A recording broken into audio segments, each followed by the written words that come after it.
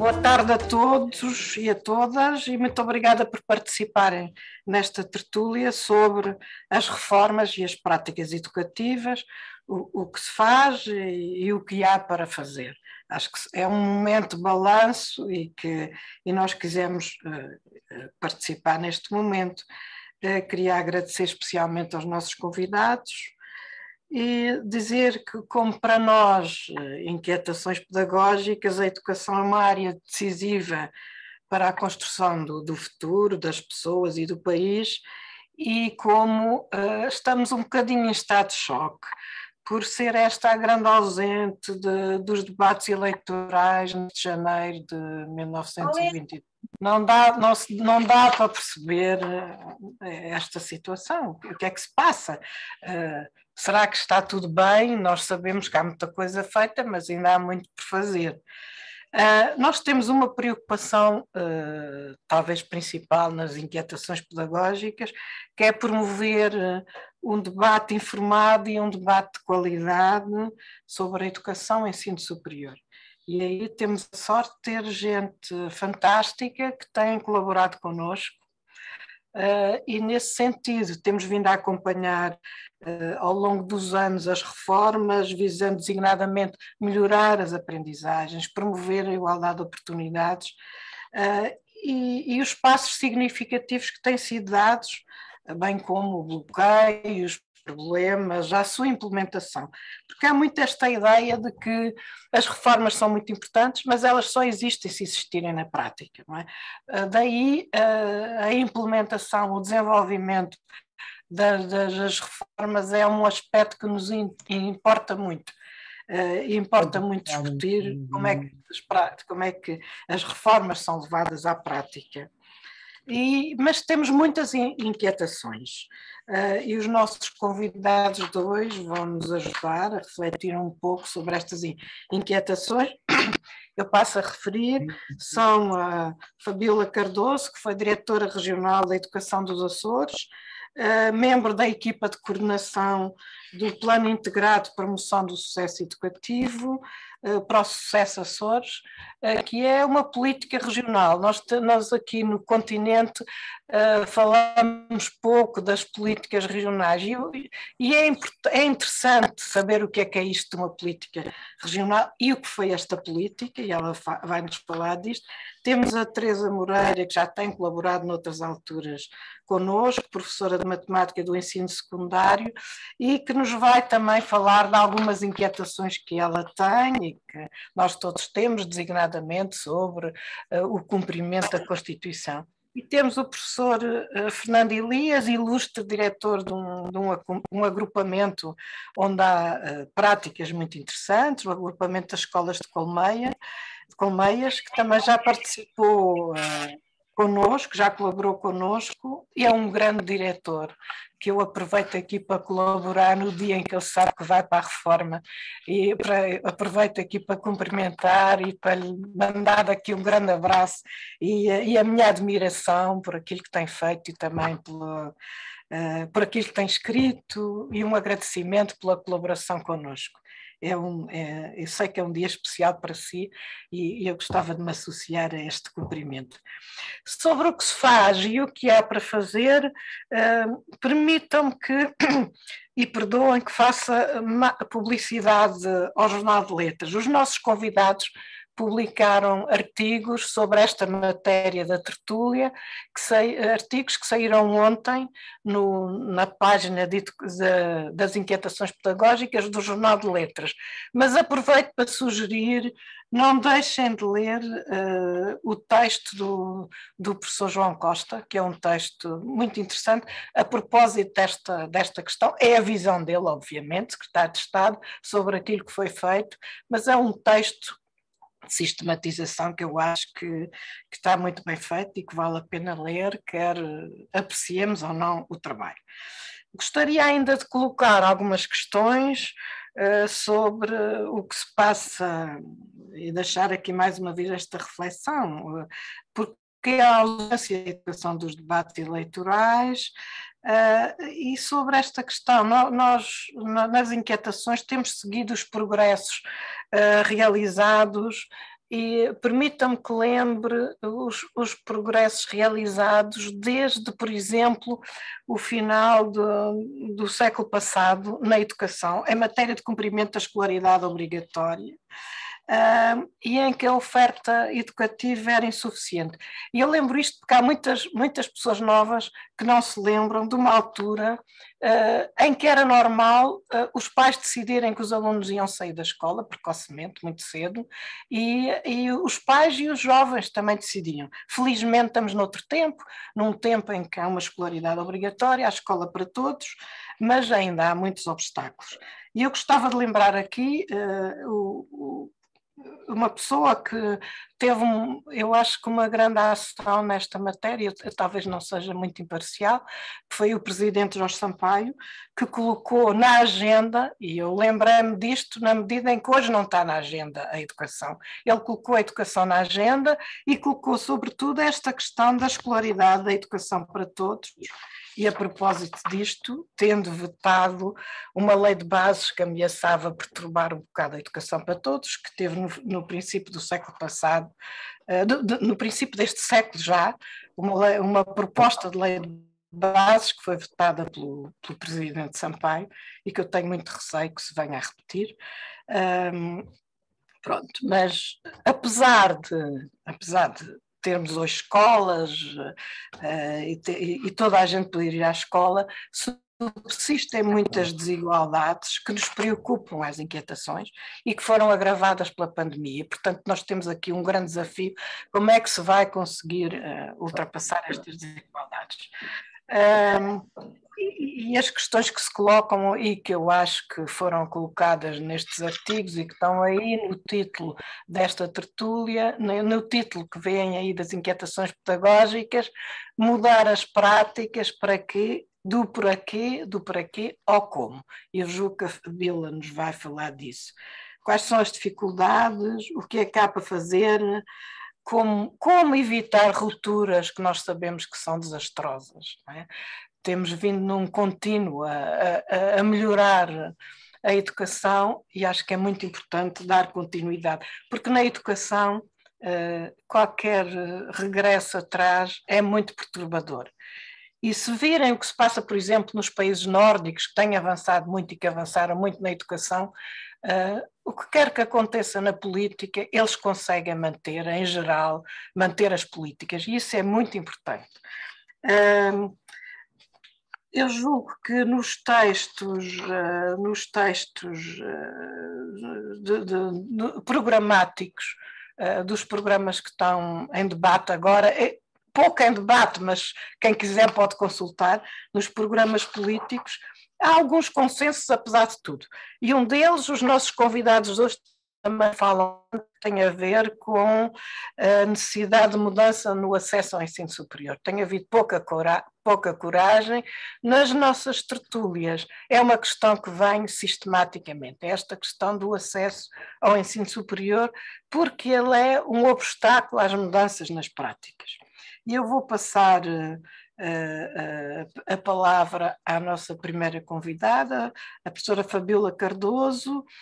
No continente conhecemos mal, como eu já disse, o que é que pode ser isto, uma política regional, o que é que podemos aprender com a vossa experiência, esta ideia do para quê ou como, e se calhar deixo-lhe aqui também um desafio, que está numa questão que está no seu artigo, que é o que entende por uma cultura de trabalho. Eu vou passar já, então, à professora Fabíola. Muito obrigada. Muito obrigada, Ana Maria, muito obrigada, Inquietações Pedagógicas, muito boa tarde a todos. Pois a Ana Maria, com esta introdução, deixa aqui enormes desafios, mas eu acho que para não me perder vou tentar manter o rumo que tinha pensado, embora vá procurar também responder a essas duas questões principais que me colocou. Como eu imagino que a maior parte das pessoas que nos estejam a ver e a ouvir não conheçam muito bem o processo, o que é que foi o processo, o que é que é, eu vou tentar sintetizar aquilo que nós procuramos fazer. O processo não foi uma reforma, foi uma política educativa, como digo no artigo, quando me perguntam o que é isso de pró-sucesso, eu costumo dizer que o pró-sucesso é uma política educativa que tem um conjunto de projetos e de instrumentos que procuram, de facto, melhorar a qualidade das aprendizagens dos alunos através de uma cultura de trabalho em aula. Foi sempre isso que nós procuramos. E digo que é uma política educativa porquê? Porque assenta num conjunto de princípios, de medidas, de instrumentos que consideramos que deviam orientar e assegurar a qualidade do serviço público de educação nos Açores. E assente em princípios fundamentais para um serviço público de qualidade, nomeadamente o desenvolvimento da qualidade das aprendizagens dos alunos, isso é fundamental, porque a escola é de todos e para todos, como está na Constituição e na Lei de Bases do Sistema Educativo, e, portanto, e sempre consideramos que, além dos alunos terem o direito e o dever da frequência da escola obrigatória até aos 18 anos ou 12º ano, esse direito é também, e esse dever, é também uma oportunidade real de aprenderem e de desenvolverem ao máximo o seu potencial, porque acreditamos profundamente que todos os alunos são capazes de aprender e que cabe a nós, profissionais da educação, encontrar o melhor caminho, o rumo mais adequado, sem empobrecer o currículo, isso para mim é fundamental, mas levar a que todos os alunos aprendam e aprendam com qualidade. E porquê centrado numa cultura de trabalho na sala de aula? Porque se aprende fazendo. Aprende-se trabalhando, não se aprende apenas ouvindo. E claro que essa cultura de trabalho pode ser desenvolvida de muitas formas, já há formas mais formais, como, por exemplo, o movimento da escola moderna, com os planos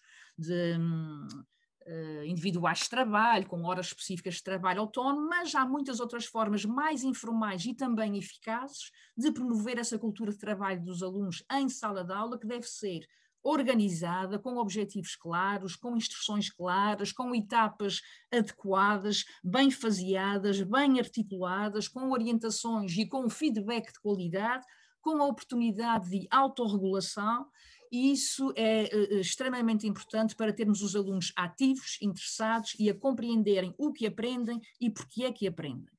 E, portanto, essa política educativa que depois se chamou Plano Integrado de Promoção do Sucesso Escolar e Pró-Sucesso Açores pela Educação, portanto, foi uma resposta que a região procurou dar a partir de 2015, porque éramos a região do país com as taxas de insucesso mais elevadas. Para terem uma ideia, no 4º ano, 1 em cada 5 alunos não aprovava, no 3º ciclo e no secundário, 1 em cada 4 alunos ficava retido. E, portanto, em 2014 fizemos uma auscultação e visitámos todas as escolas da região, o plano esteve em discussão pública antes de ser formalmente aprovado, e dessa auscultação aquilo que nos respondiam sempre às causas do insucesso eram essencialmente os programas extensos e o desinteresse dos alunos e das famílias. E quando se perguntava como melhorar, a resposta era quase sempre reduzir os programas e agir junto das famílias. Muitas vezes responsabilizando, mas também algumas vezes pedindo mesmo penalização das famílias.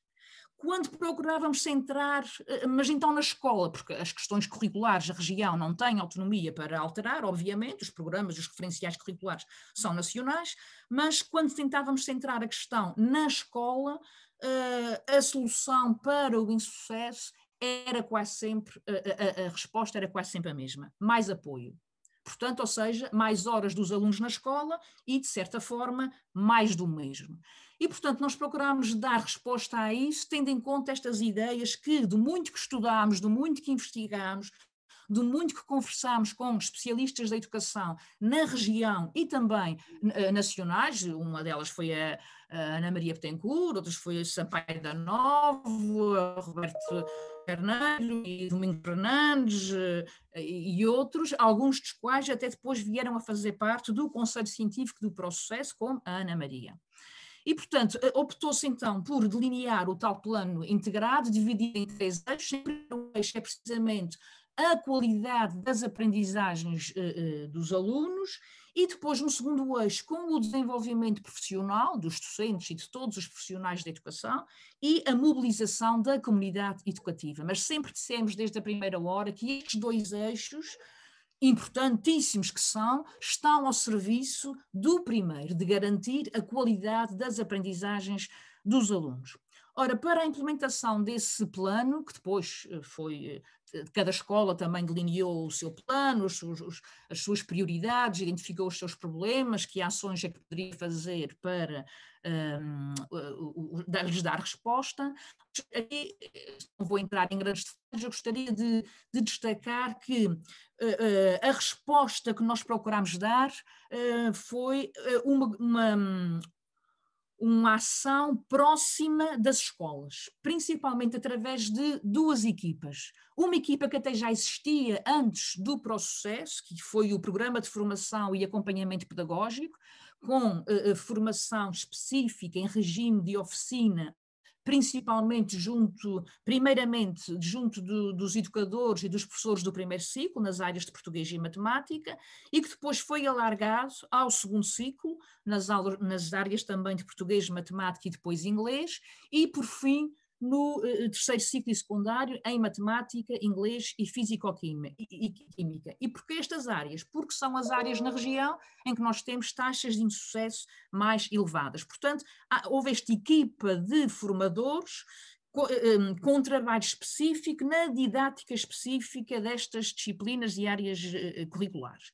E depois criou-se uma outra equipa, aquela de que eu fiz parte a partir de 2016, a Comissão Coordenadora do Processo, com uma ação de proximidade com todas as unidades orgânicas da região, aquilo que no continente chamam os agrupamentos, escolas não agrupadas.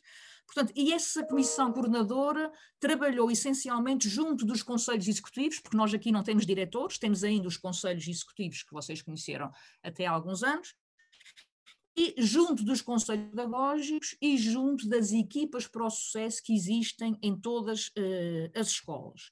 E a nossa primeira preocupação foi colocar a área pedagógica no centro da preocupação, mas também da ação destas estruturas e destes órgãos administrativos e de gestão da escola e das lideranças intermédias. E porquê? Porque nesse trabalho com as escolas nós já tínhamos, obviamente, e não quero cair em generalizações injustas, já havia escolas que faziam um trabalho importante e muito interessante junto dos seus alunos e de trabalho colaborativo e de tudo mais, mas não tenho dúvidas em afirmar que a maior parte das escolas ainda vivia, e algumas ainda vivem, uma cultura de retenção muito enraizada. E era preciso colocar essa discussão nos órgãos próprios. Portanto, um exemplo é que nós encontramos muitas escolas em que os critérios de não aprovação de fim de ciclo já eram seguidos no início de ciclo. Por exemplo, no sétimo ano, um aluno já ficava retido se tivesse negativa a português e matemática, que era uma coisa que só deveria acontecer no nono ano, mas que já estava no sétimo.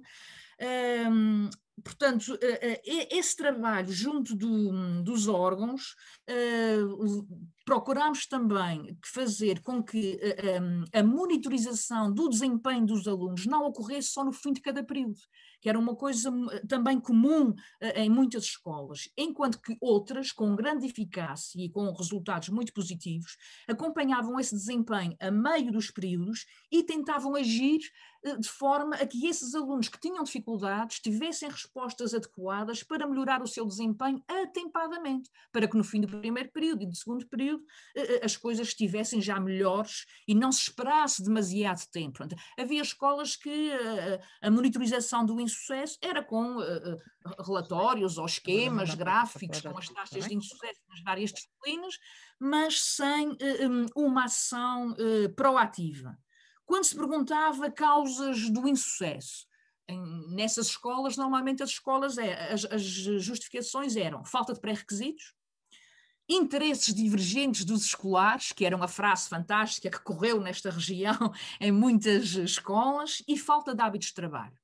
Mas falta de hábitos de trabalho em casa, não na aula. Portanto, os alunos não trabalhavam em casa. E, portanto, este trabalho de desmontar estas crenças Não foi fácil, foi difícil e durou algum tempo. Nós detectávamos um certo conformismo com as taxas de insucesso em algumas disciplinas que nos preocupou muito e que não foi fácil de ultrapassar. Chegámos a ter, por exemplo, na disciplina de matemática, que sei que a próxima oradora é desta disciplina, nós chegámos a ter, por exemplo, nos sétimos, nos oitavos, 70 e tal, 80% de insucesso. E quando se ia à justificação, era falta de pré-requisitos, interesses divergentes dos escolares e falta de hábitos de trabalho. E, portanto, quando começámos a introduzir a necessidade de alguma mudança na reflexão, na prática, na colaboração, na procura de outras formas de dar resposta a este insucesso, muitas vezes nos diziam, mas para quê? Mas para que mudar? Para que esta mudança agora? Sempre esteve bem, está bem assim, isto sempre foi assim, para que mudar? Para que monitorizar? Para que discutir estas coisas? Para que encontrar, definir metas? Para que avaliar de forma mais diversificada? Para que de forma mais formativa? Nós não temos tempo, só temos tempo para fazer 2 testes, não há tempo para fazer mais nada. O tempo também é uma variável muito importante. Para que esse trabalho autónomo? Eles aprendem comigo. Pronto, e foi difícil dar esta volta. Depois de algum tempo, surgiu algo que nos ajudou muito, que foi a publicação do perfil dos alunos das aprendizagens essenciais. Ajudou-nos muito. Porquê? Porque pessoas perceberam que um referencial curricular deste rigor e desta complexidade, porque só quem não lê o perfil e quem não lê as aprendizagens essenciais é que acha que aquilo é uma coisa muito fácil de ser feita, é bastante complexo. E estes referenciais curriculares ajudaram-nos muito as pessoas perceberem que, de facto, havia que mudar alguma coisa.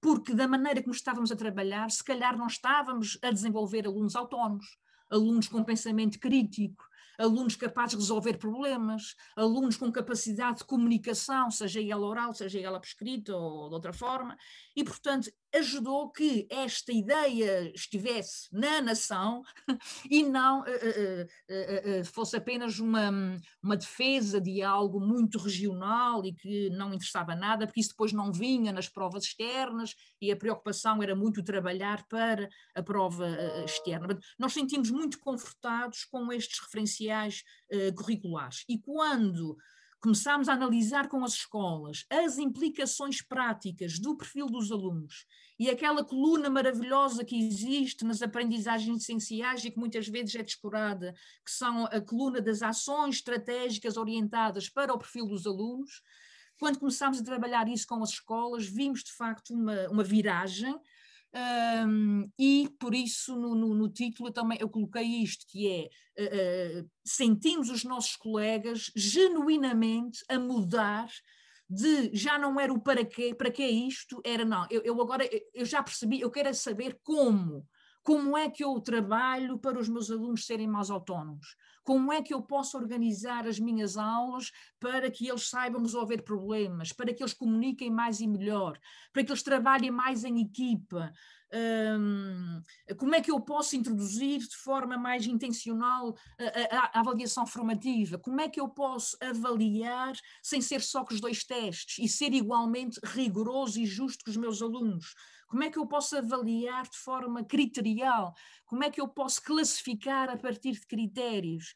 E, portanto, foi muito positivo e até motivador para nós, as equipas que estávamos a trabalhar com as escolas, começarmos a notar esta diferença. E, portanto, chegámos porque também fomos, a Comissão Coordenadora, integrados com uma equipa regional de autonomia e flexibilidade curricular, fizemos também formação com a equipa nacional do Projeto Maia e depois replicámos essa formação na região. Portanto, isto tudo achamos nós que foi útil para nós e para as escolas e, mais importante que tudo, foi útil para um trabalho diferente e de mais qualidade com os nossos alunos.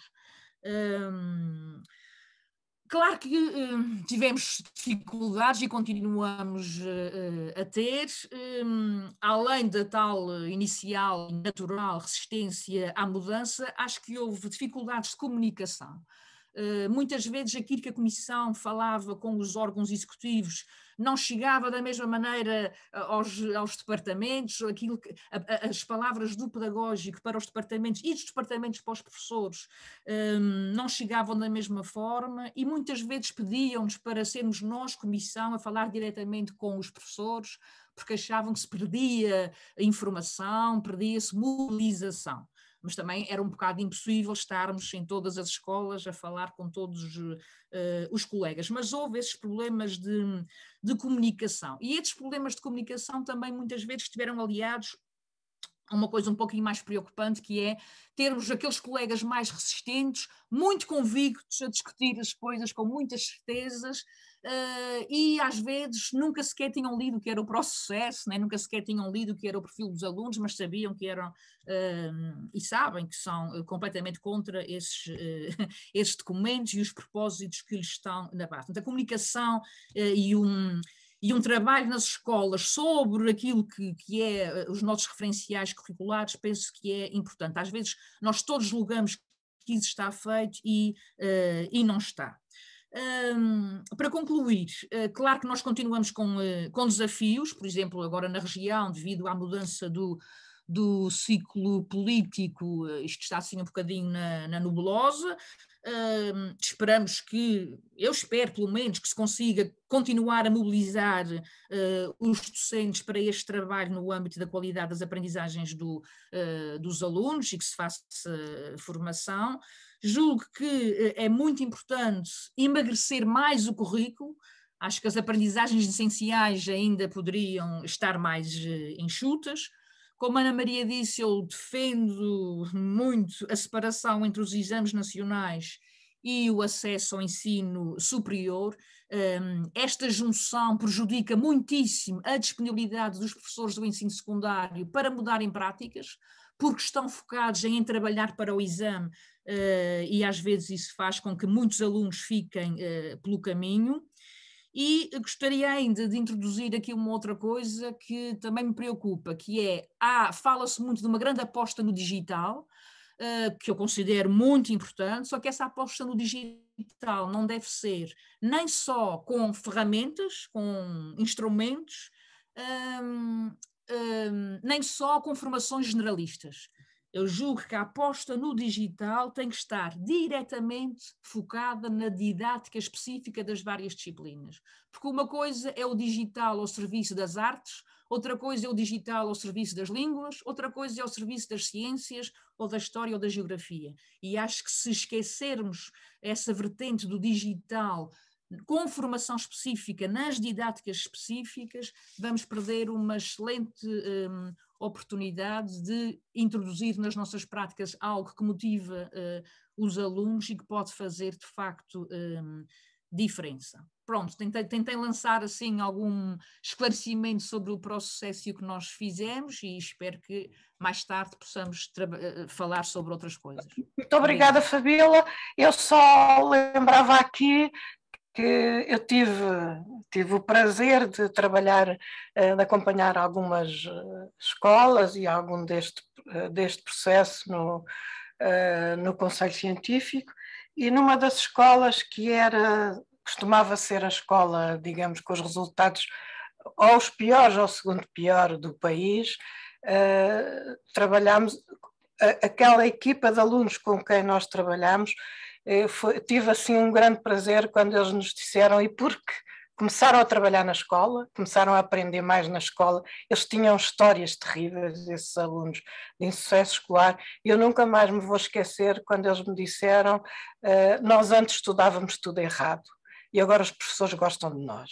E conseguimos trabalhar e aprender. Pronto, eu não vou, depois podemos discutir isto, a tal educação para o trabalho, eles agora trabalhavam na escola e aprendiam. Eu vou passar então agora à Teresa Moreira. Olá, Teresa, posso? Sim, olá, boa tarde a todos. E também obrigada pelo convite, começar por agradecer e ainda bem que as inquietações se mantêm, não é? Que foi uma ideia que eu acho muito boa e que permite, como disse a Ana, ainda por cima, numa altura onde os decisores políticos optaram por não discutir educação, aqui estarmos nós que vai decidir quem é que vai decidir a política a discuti-la, o que é muito bom, não é?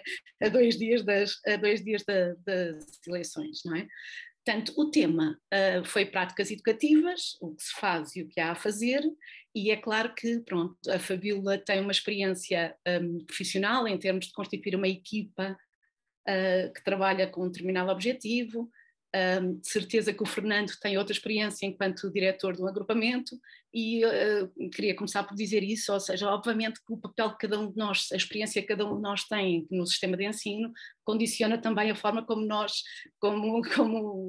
ficámos mais sensíveis ou mais inquietos ao tema que a Ana nos lançou, não é? É este tema das práticas educativas.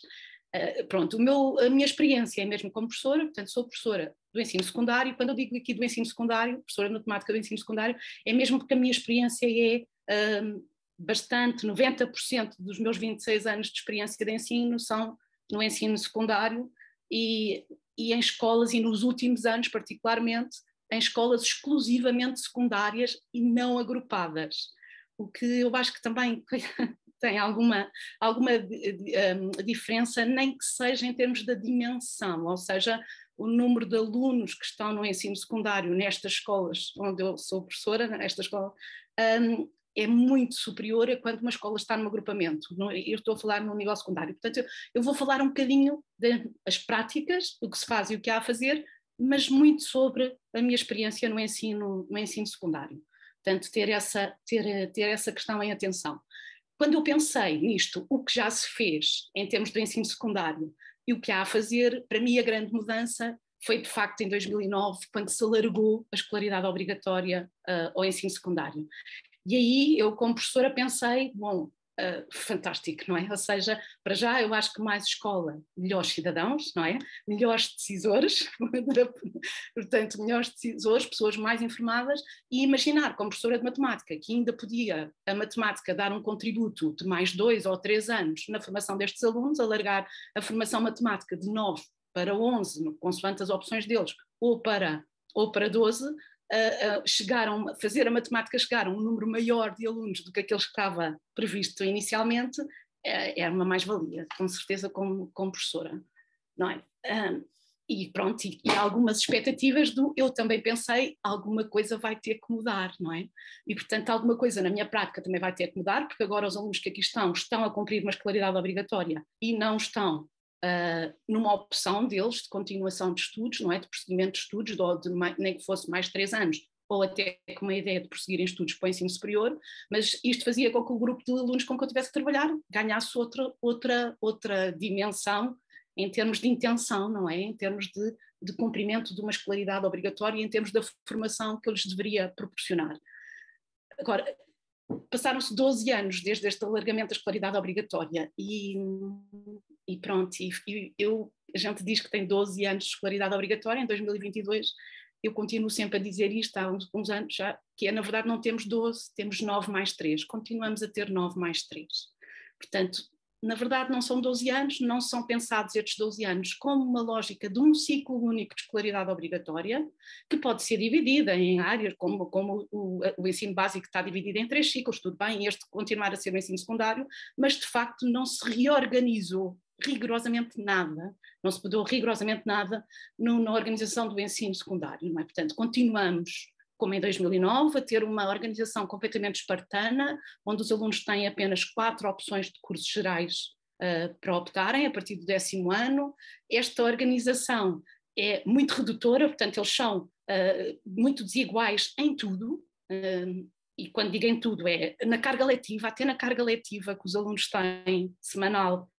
Estas 4 opções são muito distintas, nas áreas que poderão dar saídas, num conjunto de saídas profissionais que cada um deles poderá ter acesso, até são muito distintas em termos de, eu estou a pensar aqui no agrupamento, por exemplo, das artes, onde os alunos à partida têm algum talento para além de formação ou competência para seguirem uma opção nas artes. Portanto, há esta muito espartana, não é? Em termos de só 4 cursos gerais, e também há algo que não mudou e que ainda a família referiu há um bocadinho, a história da avaliação até ao 9º ano ser numa lógica de ciclo, num conjunto de disciplinas. No secundário mantém-se tudo igual, ou seja, o aluno tem que aprovar em cada disciplina para poder concluir a sua escolaridade obrigatória. Portanto, ele tem que ter nota positiva, mínima de 10, no conjunto de todas as disciplinas que formam a opção que ele escolheu, disciplina a disciplina. E, portanto, isso mantém-se tudo exatamente igual, apesar de ser uma escolaridade obrigatória. É claro que há aqui, além destes 4 cursos gerais, a opção por um curso profissional, que me custa muito, porque sinto que, na verdade, não é uma opção por outro percurso formativo. Ou seja, eu sei que não posso generalizar, mas é a minha experiência, até com os cursos profissionais que tenho lecionado, a minha experiência é que a grande maioria dos cursos profissionais, a grande maioria dos alunos que os frequentam, estão lá porque ou acumularam insucesso ou porque são considerados incapazes para as outras vias. E, portanto, é a solução de recurso que nós temos para que eles cumpram a escolaridade obrigatória e que, obviamente, é conveniente para todos, porque também contribui, assim, para que se reduzam as taxas de insucesso escolar, obviamente, e as taxas de abandono escolar. Portanto, mas não é um percurso formativo alargado de uma escolaridade obrigatória, que era aquela que eu idealizava e que eu pensei que poderia ser, não é? Que podia chegar a mais alunos. Portanto, eu não sinto que esteja a contribuir para uma melhor formação matemática quando um aluno frequenta um curso profissional, em termos de 9 para 12 anos, certo? Aquela ideia que tive no início. E pronto, isto é um bocadinho, então, no ensino secundário, a inclusão, a ideia do inclusão e do todos têm direito a aprender, mas não é a aprender as mesmas coisas, não é? Portanto, no secundário, de facto, a inclusão é uma inclusão estranha, a autonomia e a gestão flexível do currículo não existem, certo? Portanto, não existem. E não existem fundamentalmente porque eu acho que se continua a esperar as expectativas em termos da educação, em termos da sociedade, em termos relativamente ao ensino secundário, continua a ser que ele mantenha essencialmente a sua função seriativa e classificativa dos alunos. Portanto, essa imagem que havia antes mantém-se exatamente, o secundário continua a ter exatamente o mesmo papel. É claro que há vários indicadores que se mantêm, opções que se mantêm, que eu acho que condicionam muito isto, nomeadamente, por exemplo, porquê manter os exames de português e de matemática no final do 9º ano, não é? Se é ou não é para dar uma ideia de quem é que pode ir para uma área de matemática, quem é que não deve ir para essa área, independentemente dos interesses dos alunos. Porquê é que se fazem exames no final do 11º ano, numa escolaridade obrigatória? Porque é que ainda não concluíram nenhum ciclo, não é? Portanto, os alunos são sujeitos a exames nacionais no final do 11º ano, outra vez exames nacionais no final do 12º ano, para a conclusão, para obter a aprovação em cada uma das disciplinas, não é? E aqui, é claro, uma parte, é mais uma das penas que eu tenho, que é porque é que não se aproveitou esta experiência destes 2 anos de pandemia, onde se optou por os exames não serem obrigatórios, e não há nenhum indicador, nenhuma intenção, nenhuma reflexão sobre isto foi bom ou não para os alunos, foi pelo menos uma medida que permitiu colmatar aqui algumas dificuldades acrescidas pela pandemia, e não se aproveitou isso, e continua-se a dizer que vai tudo voltar à normalidade e que os exames vão voltar a ser obrigatórios, e andamos todos aqui neste impasse de vão ou não vão, pronto. Tudo muito pouco claro relativamente a isto. Os exames têm um peso, a Fabíola disse isso, os professores falam muito nos exames, os professores do secundário falam muito nos exames, os professores de matemática do secundário falam muito dos exames. E, de facto, eu tenho que falar muito dos exames, porque, de facto, condicionam muito, não é? Portanto, condicionam muito as nossas práticas, condicionam muito as nossas opções, e eles são um instrumento onde eu me sinto, ano após ano, avaliada publicamente. Ou seja, é escandaloso que se continue a fornecer os resultados da avaliação externa anualmente, escola a escola, para que se faça, para que se coloquem, para que se construam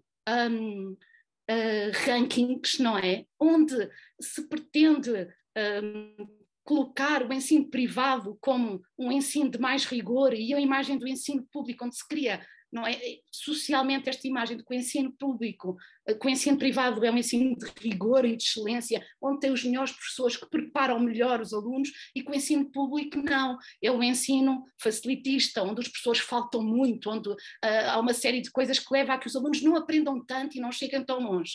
E ainda por cima esta ideia que traz populismos que eu acho perigosíssimos e que estão em algum dos programas de alguns partidos, como por exemplo a criação do cheque ensino, dando a ilusão de que se eu der um cheque a um aluno pobre, ele pode ir frequentar a tal escola exigente, de rigor, e então com isso ele vai ter a mesma oportunidade de sucesso que o aluno que tem acesso que tem mais um nível social e económico mais avançado e que escolheu estudar nessa escola. Ou seja, eliminando de todo, não é, o que nós sabemos, não é, que não é só a nível económico que condiciona as aprendizagens dos alunos, não é? Portanto,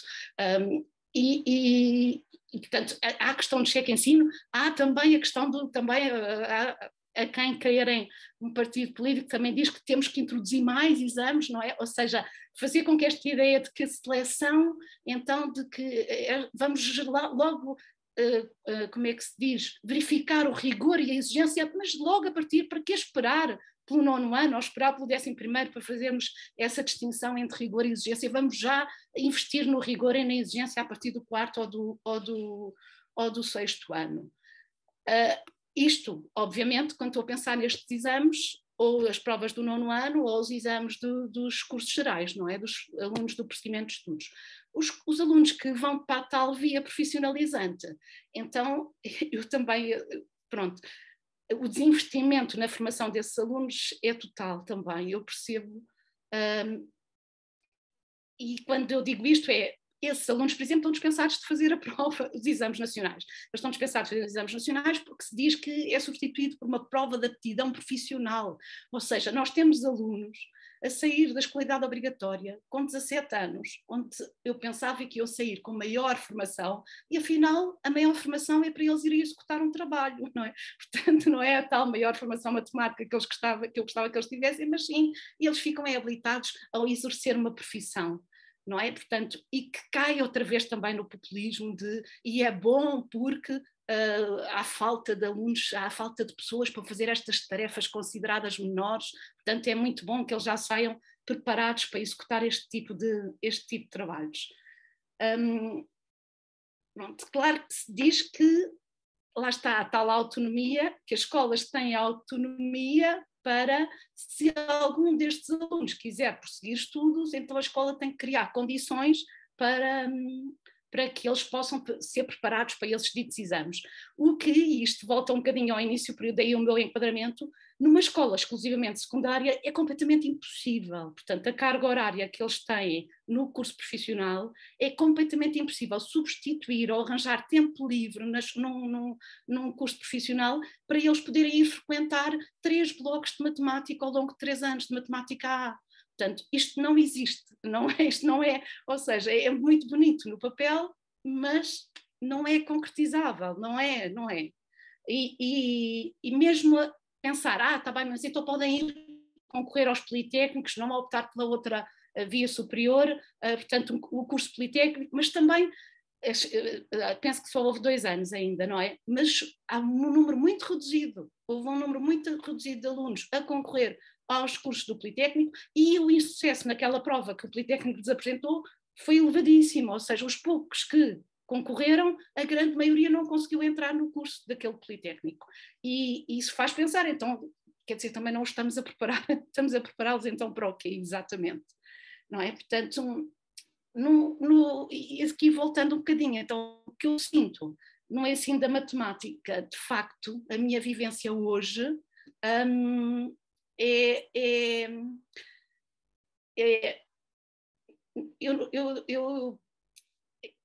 quando eu todos os anos recebo um grupo de alunos, e isto não acontece só agora, Portanto, sempre que eu recebo um grupo de alunos, o que eu tenho que fazer, o meu trabalho a fazer é conhecê-los, obviamente, e pensar como é que eu posso, o que é que eu tenho que mudar, o que é que eu tenho que escolher, que opções é que eu devo tomar, seja em termos de instrumentos de avaliação, seja em termos de atividades de construção de material didático, seja naquilo que for, para conseguir levá-los a bom porto, e levá-los a bom porto e obviamente ter sucesso, mas também aqueles que consigam concretizar as suas expectativas, não é? E as suas vontades de prosseguimento, seja de prosseguimento de estudos ou não é? Portanto,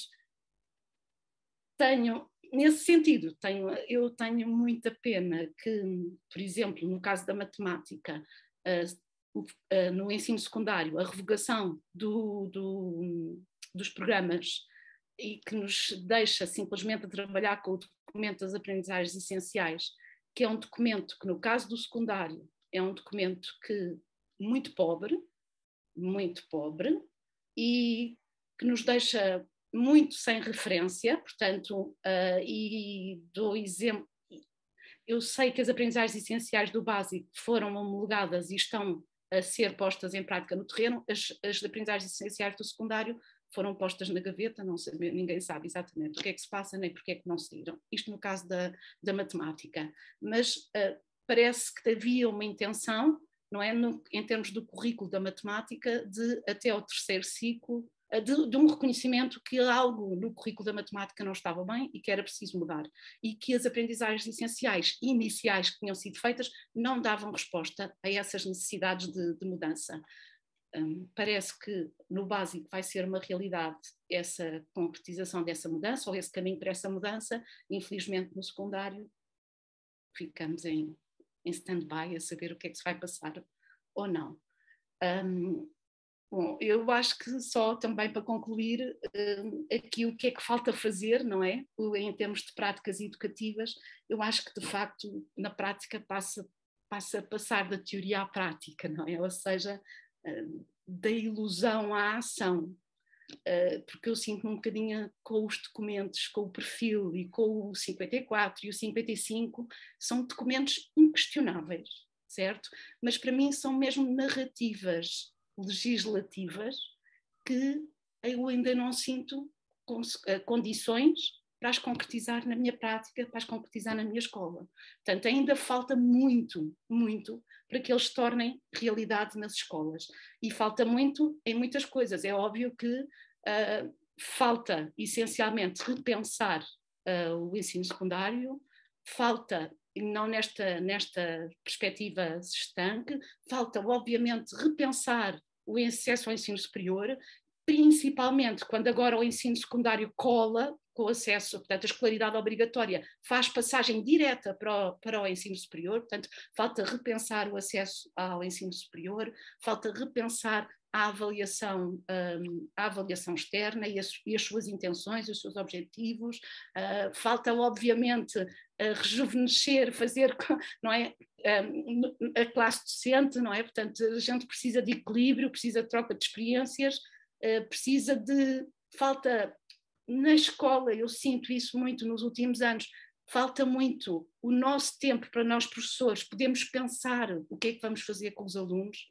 Portanto, isso há cada vez menos tempo para isso. Portanto, o preparar as aulas, o pensar as aulas, o pensar que atividades vou fazer é relevado para terceiro plano. Primeiro há que fazer um conjunto de outras coisas. E o nosso tempo não chega para tudo. E eu custa-me que tenhamos cada vez menos tempo para aquilo que é de facto importante e não para, pronto, e que estejamos a ceder esse tempo para outras questões.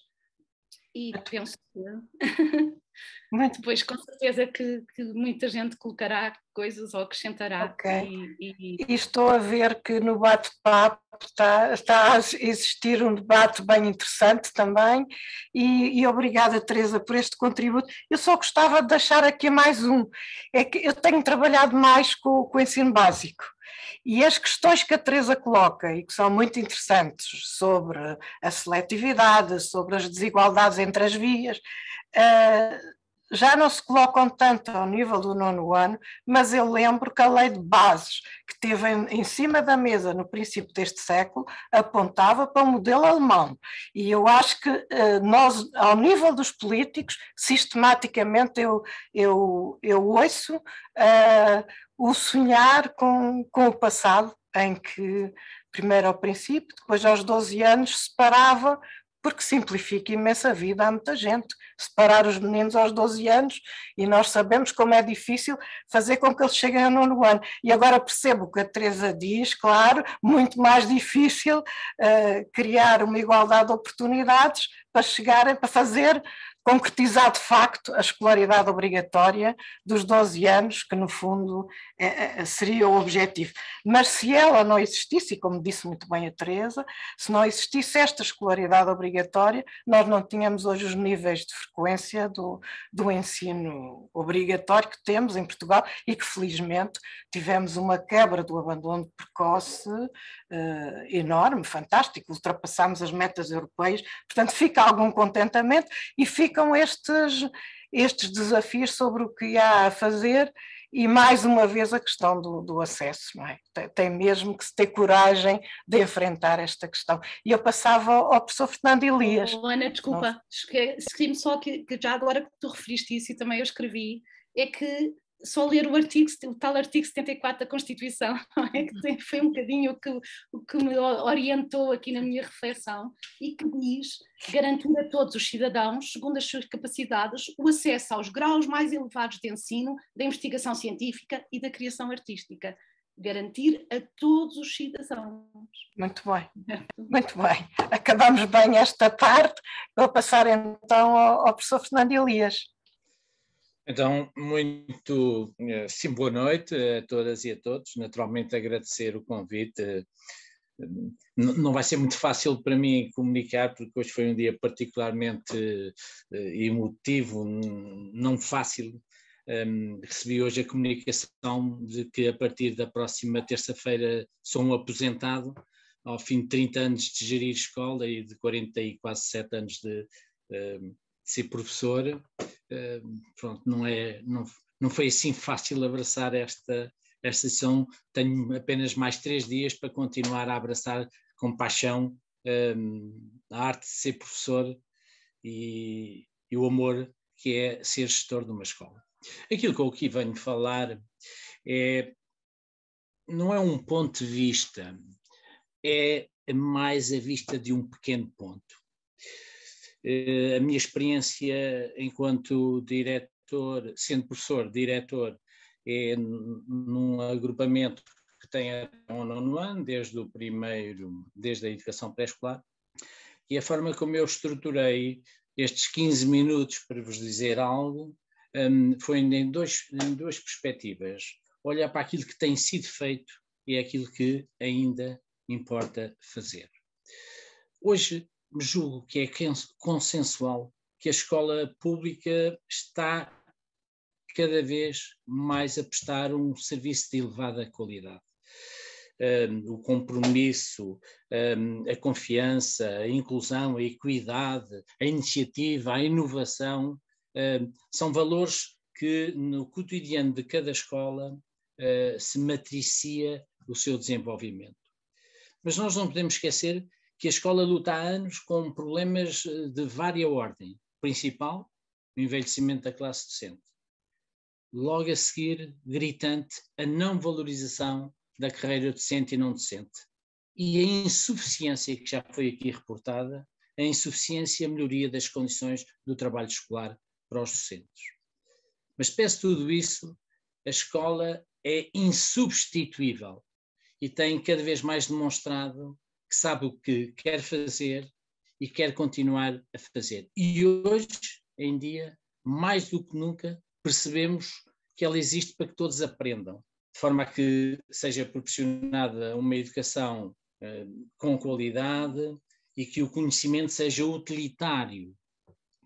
Hoje nós podemos olhar para a escola e sentir que a escola, na sua dimensão disciplinar, também insere a construção da cidadania. Hoje temos uma escola mais humanista, mais solidária, mais tolerante. E a escola hoje acentua cada vez mais uma ética. A escola tem uma ética muito profunda, que é procurar atenuar as condições da desigualdade, através da responsabilidade e da solidariedade, que no fundo são o objeto e o sentido da ação da mesma. Mas agora, se olharmos para os últimos anos, tentamos perceber a arquitetura legislativa e os documentos estruturantes que emanaram do Ministério, o que é que suscitaram nas escolas. Já aqui foram ditas algumas questões. Nós não podemos não concordar com aquilo que eu digo, naturalmente, mas não podemos, de alguma forma, deixar de sentir quão importante foi a estruturação e a coerência no sentido de se promover mais sucesso, mais inclusão, mais cidadania. Desde o perfil do aluno à saída da escolaridade, até ao recém-plano da recuperação das aprendizagens, toda a panóplia de documentos estruturantes do Ministério e a sua legislação têm ajudado a que a escola melhore a sua prestação, o seu serviço educativo. E isso é, de facto, uma questão que todos nós temos que entender como sendo real. A terceira nota, dentro daquilo que tem sido feito, é olharmos para a mudança das práticas. E cada vez mais tem ressaltado o papel insubstituível do professor. A sua competência de proximidade, o afeto, a resiliência, a forma como procura combater as desigualdades ou nas aprendizagens ou na promoção da escolaridade e, sobretudo, aquilo que acalenta nos alunos, o projeto de vida, a estimulação, o nunca desistir deles, fazem com que as práticas tenham cada vez mais consolidado no sentido de serem mais eficazes e gerarem mais mudança nos alunos. O que é que nós temos encontrado ultimamente nas escolas? De forma consistente e até inovada. E as escolas estão a trabalhar muito bem. Os patamares de desenvolvimento das escolas são muito diferentes. Mas nos últimos anos nós temos verificado que há escolas que trabalham muito, muito bem. A gestão do currículo local. Hoje, uma forma de combater as gramáticas da escola, a sua organização, a sua cultura organizacional, tem permitido que as escolas possam redesenhar a matriz curricular de forma diferente, ajustando-a a projetos e a planos próprios. A valorização da cultura, da avaliação formativa. O projeto Maia veio alocar muito esta dimensão, tentar combater a prática avaliativa dominante que privilegiava e privilegia ainda muito a dimensão classificatória em detrimento da qualidade das aprendizagens. Há aqui um percurso, uma basculação muito tendente para esta mudança para a avaliação formativa. A participação dos alunos nos processos pedagógicos. Hoje há muitas escolas onde os alunos participam na construção dos instrumentos de avaliação, nos critérios de avaliação, naquilo que entendem que deve ser o retorno a transmitir-lhes para se posicionarem no desenvolvimento da sua aprendizagem. Mas também a forma como as escolas estão a gerir as aprendizagens essenciais por nível de ensino, por ciclo, potenciando uma coisa que é muito importante, que é a articulação horizontal e vertical do currículo, reajustando esse dimensionamento gestionar das aprendizagens essenciais. Também aqui foi dito, e isso tem sido muito evidente em muitas escolas, a renovação das dinâmicas, das didáticas e a transversalização com a devida valorização das áreas artísticas numa dimensão transdisciplinar. E claramente a forma como as escolas se organizam ou por semestres, ou na redefinição da estrutura curricular, ou na criação de novas disciplinas, tudo isso são aspectos que nos devem merecer regozijo relativamente àquilo que tem sido feito. Outras dinâmicas também muito importantes têm sido a coadjuvação do trabalho em sala de aula. Como eu disse, a minha experiência é dentro do ensino básico e aqui tem sido muito intensa esta prática de coadjuvação, assente numa lógica de trabalho colaborativo entre os docentes. Por último, um aspecto também muito prevalecente nos últimos anos é a assunção de planos de desenvolvimento social, pessoal e comunitário, que envolvem psicólogos, mediadores sociais, animadores socioculturais, assistentes operacionais, artistas, terapeutas da fala, que ajudam, de facto, a mitigar as desigualdades socioeconómicas e a promover melhores oportunidades de mobilidade social.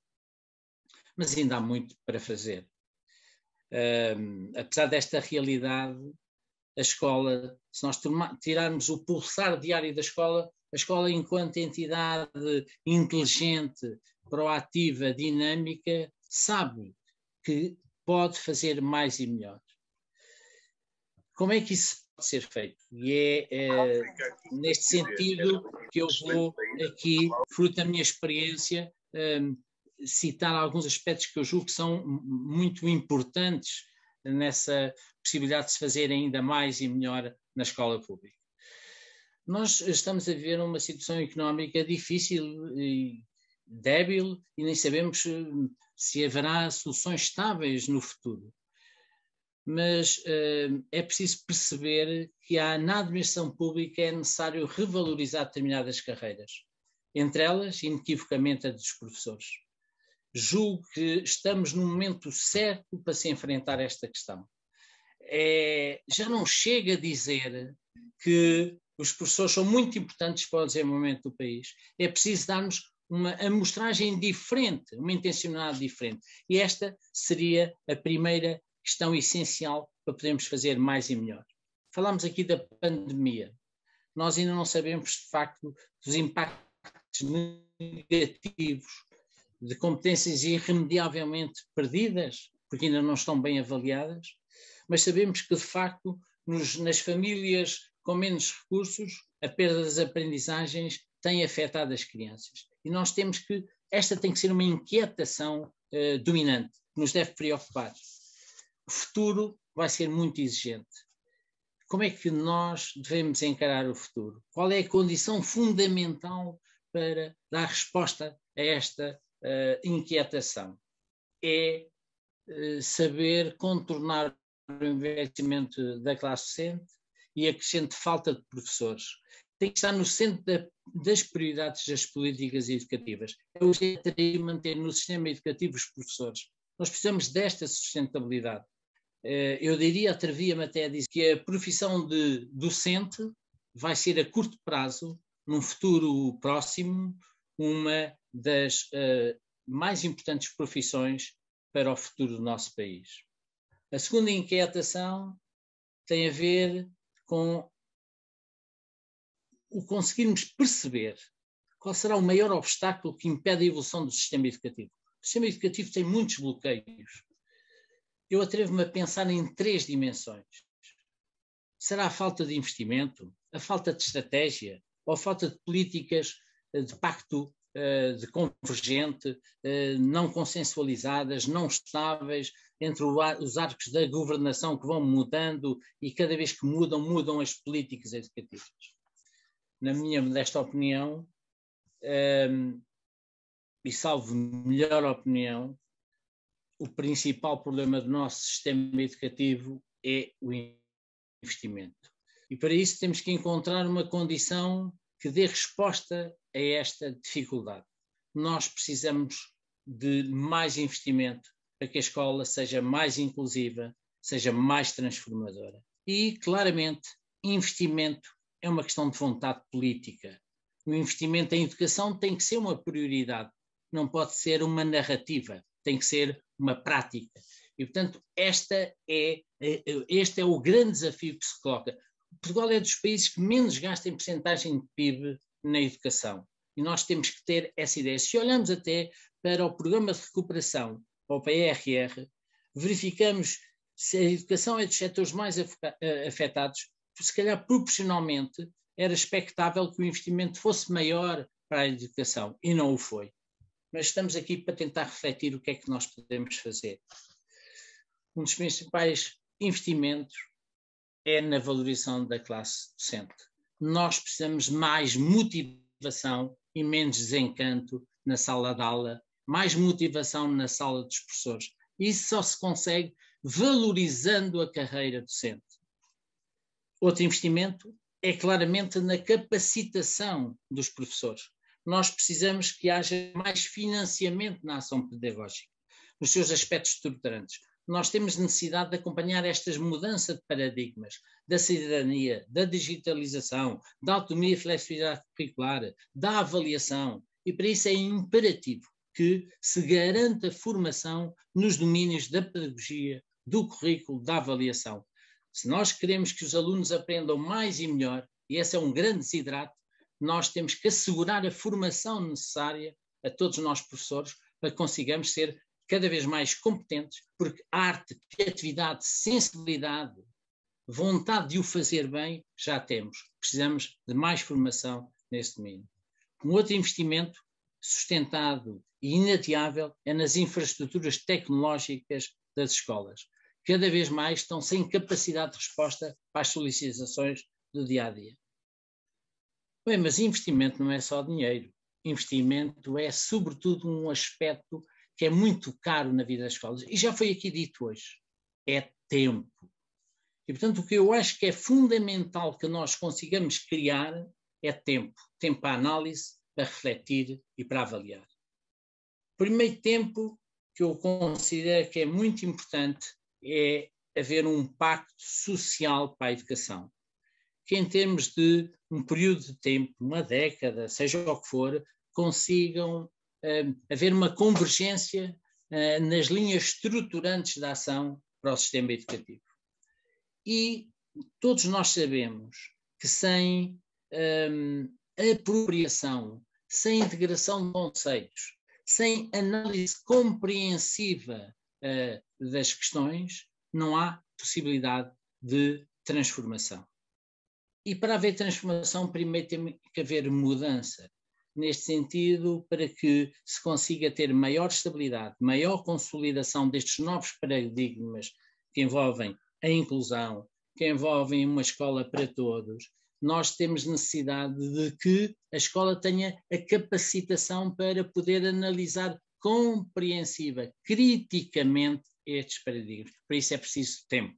Mas também é preciso tempo para que as boas práticas organizacionais e pedagógicas, e há muitas, possam ser devidamente monitorizadas e avaliadas. Nós não podemos viver em constantes mudanças das políticas educativas sem a devida monitorização, sem a devida avaliação, sem saber o sentido e o rumo, o sentido e o alcance daquilo que se fez e porque é que se vai fazer de forma diferente ou se vai manter a forma como as coisas eram feitas. E outro aspecto que nós temos apostado pouco é na criação de micro-redes regionais entre escolas para partilha das suas práticas. As escolas têm estados de desenvolvimento completamente diferentes e é muito importante que a humildade organizacional, que a humildade da partilha, que aqueles que estão mais à frente possam dar a conhecer aos outros de uma forma muito aberta, e nós aprendemos todos muito uns com os outros. Portanto, o desenvolvimento e a disseminação pragmática junto a outras escolas é um investimento essencial e não custa muito dinheiro. Também é fundamental. Nós tivemos isso. Quem anda nisto há muitos anos, e eu de facto ando há muitos anos, e estou à vontade porque daqui a 3 dias não serei sempre professor de coração, mas não serei mais professor nem diretor da execução. Nós, nestes últimos anos, tivemos de facto aquilo que se chama maior proximidade das equipes do Ministério da Educação junto às escolas. E sem essa proximidade, sem essa capacidade de escuta de quem nas escolas trabalha, é mais difícil promovermos mudanças. E, de facto, hoje eu posso aqui dizê-lo, porque, desculpem eu repetir, daqui a 3 dias nada me podem dizer que eu sou bajulador. O secretário de Estado, João Costa, é o exemplo daquilo que deve ser alguém que está ligado a um Ministério da Educação, que não são agentes de cadeira, mas são agentes de proximidade. E isto é fundamental. Para que nós consigamos ter mais análise compreensiva, mais capacidade de reflexão, precisamos que quem conceptualiza estas políticas se aproxime de nós e tenha sentido de escuta. E aquilo que eu preconizo que para o futuro seja necessário ser feito é que haja uma ação convergente, estratégica, pragmática, em que, ouvindo as escolas, ouvindo os docentes, que são as pessoas que melhor conhecem a visão do terreno, são aquelas que melhor conseguem nos transmitir o que é necessário e aquilo que é execuível de ser feito, nós podemos, de facto, consolidar melhor esta mudança, estes instrumentos de política educativa que nestes últimos anos tivemos. Maior autonomia para as escolas é fundamental. O professor tem que ser no futuro e cada vez mais o desafiador das aprendizagens. Para isso tem que ter menos turmas, menos níveis, mais tempo para preparar as aulas. Isto é investimento, isto é fundamental que se faça. Precisamos de outro modelo de avaliação de desempenho dos docentes. Este não é justo, este gera inimizades, gera conflitos, é burocrático, não promove o desenvolvimento profissional. Precisamos também de mais tempo para que a instrumentalização e a diferenciação dos instrumentos de avaliação possa ser muito mais alargada. Para isso o professor tem que ter menos carga burocrática. É imensa a carga burocrática que os professores têm. É tempo para desburocratizar. 3 notas finais. Territorialização das políticas educativas. A Fabiola pôs aqui a nota clara na importância de que é um trabalho mais regional, do que é um território educativo muito importante. E o nosso país precisa disso. Boas políticas regionais geram melhor territorialização educativa, mais proximidade, maior eficácia na transformação educadora. Também a descentralização de competências ao nível regional e local, sou um claro defensor disso. Por último, e porque sou diretor há muitos anos, julgo que é indispensável também tempo para que a liderança dos diretores seja um fator de primeira ordem na melhoria da educação. A investigação tem mostrado que a qualidade e o trabalho dos professores passa muito pela liderança das diretoras e dos diretores. Os estudos dizem até que é o segundo fator interno à escola que maior relevância produz na consecução da aprendizagem. Dito de outra forma, a qualidade que existe muita dos professores pode ser potenciada, por sua vez, pela ação dos líderes neste âmbito. E muito deste caminho que já foi feito, mas que precisa de mais tempo para consolidar, precisa desta intervenção fundamental dos diretores. Eu defendo um modelo de gestão diferente deste. Eu defendo um modelo de gestão mais democrático, em que sejam os pares a eleger as pessoas. Também era importante repensar-se o atual modelo de gestão das escolas. Mas a liderança para a aprendizagem é essencial.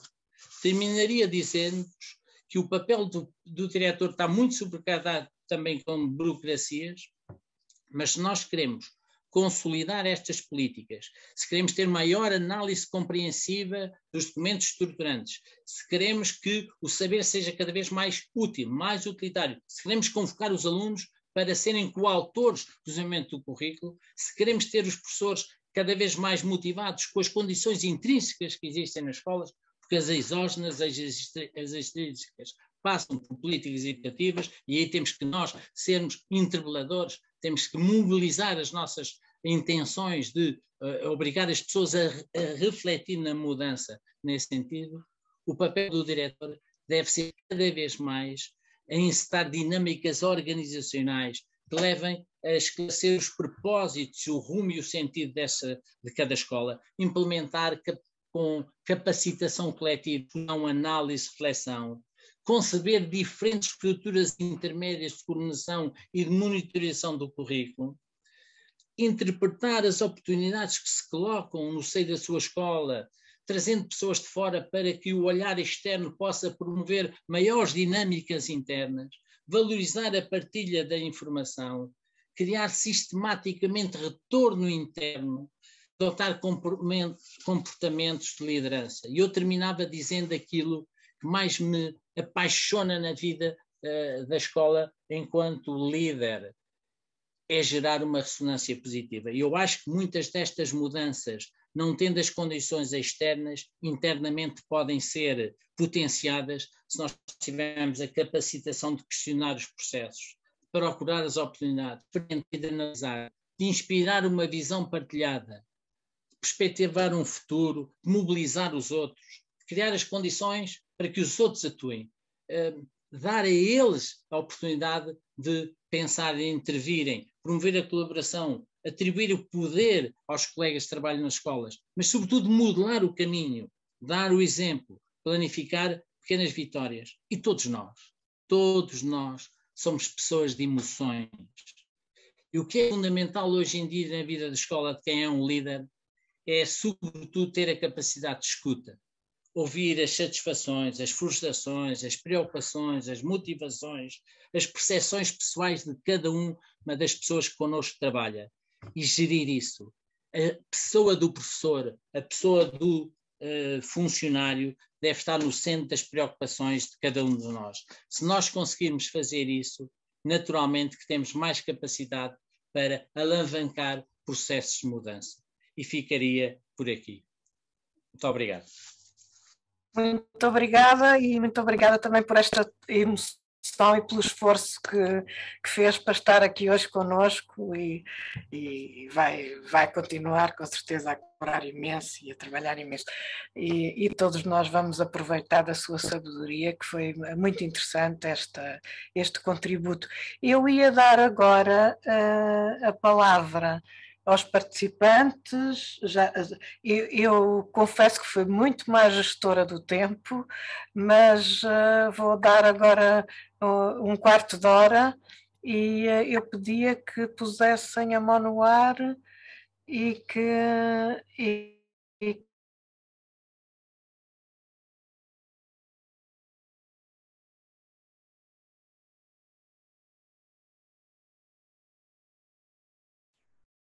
peço desculpa, mas isto não é o meu forte.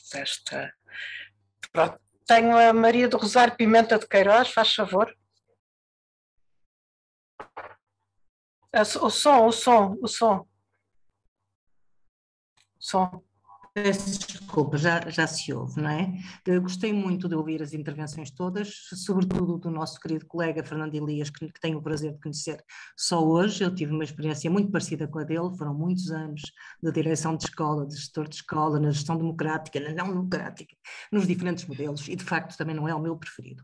Mas eu acho que ele tocou numa questão fundamental, e outros também, que é o tempo. As pessoas não têm tempo, os professores não têm tempo. Queria também só dizer outra coisa que eu acho que também é muito importante, o papel do nosso secretário de Estado. E seria uma injustiça, no momento em que está a acabar um ciclo político, não perceber que aquele homem legislou demais, a meu ver, mas ele tinha tanta pressa de fazer tudo aquilo que ele achava que podia fazer no pouco tempo que ele se calhar achava que podia ter, porque os ciclos políticos mudam ou tendem eventualmente a mudar, que eu acho que, de facto, ele foi fantástico e ele contribuiu de uma forma muito positiva para o avanço que eu diria que estes últimos 8 anos tiveram na educação. E foram avanços que as pessoas não notam muito, mas que são uma realidade. Agora, tinha muitas coisas para dizer, não vou dizer, queria só partilhar uma inquietação. Estou de acordo mais ou menos com tudo o que se disse, às vezes acho que as pessoas são um pouco positivas demais, pronto, eu não acho que estejamos assim todos tanto na mesma onda, mas enfim, isso seria para outro dia, mas é também uma inquietação. A minha inquietação é outra. Eu fui diretora há muitos anos de uma escola com muito bons resultados, que não têm sucesso, que não têm abandono escolar, onde as pessoas se sentem bem, onde as crianças são felizes.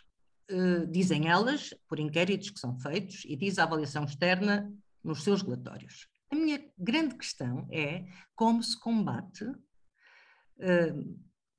as práticas de inovadoras, tem pouco, numa escola em que quando se tenta alterar alguma coisa, por exemplo, o projeto Maia, que foi uma coisa simples como essa, não consegui que ela entrasse nessa escola, porque as pessoas diziam, mas mudar para quê se nós estamos bem?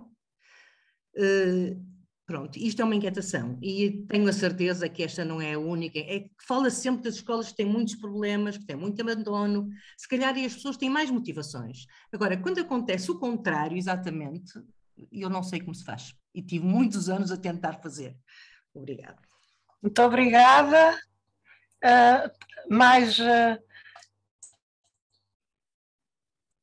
Se não houver mais questões... Teresa Vasconcelos. Sim. Ok. Eu já vi mais mãos, o João Jaime também. Tá, sim, senhora. Teresa. Muito, não sei se o João Jaime quer ser... Pronto, eu vou ser muito breve. E vou ser breve, primeiro, porque pertenço, como eu chamo, à Casa das Inquietações Pedagógicas. Podes falar um bocadinho mais alto, ou é do meu... Ou eu estou a falar... Se calhar estás longe do computador. Chega mais um bocadinho ao computador, se faz favor. Está melhor, está. Eu vou dizer muito pouca coisa, porque como pertenço ao grupo coordenador das inquietações pedagógicas, deveria estar mesmo caladinha, só falar no fim, se não houvesse mais nada a dizer. Mas eu tenho a tentação de dizer alguma coisa em relação às 3 intervenções. Foram todas elas excelentes e com, eu diria, um floreado final, que foi a intervenção do professor Fernando Elias, que eu conhecia de nome, agora conheço pelo menos por Zoom, lá chegaremos, ao face a face, mas que de alguma forma me fez estamos em semana, 2 dias de eleições. Eu este ano realmente, por razões várias, tinha mais tempo, fui ver os programas de educação de todos os partidos e eu tenho aqui um sentimento de frustração muito grande, porque há anos que vimos a falar destas coisas e depois, nem sei a quem diga, as comissões de educação dos partidos, etc., fazem orelhas mocas. E o Fernando Elias falou na necessidade de ouvir os professores, da administração central ouvir os professores, eu diria, os partidos políticos ouvirem os professores. E relembro só uma coisa muito pequena. No Reino Unido, os diferentes partidos têm sempre assessores científicos.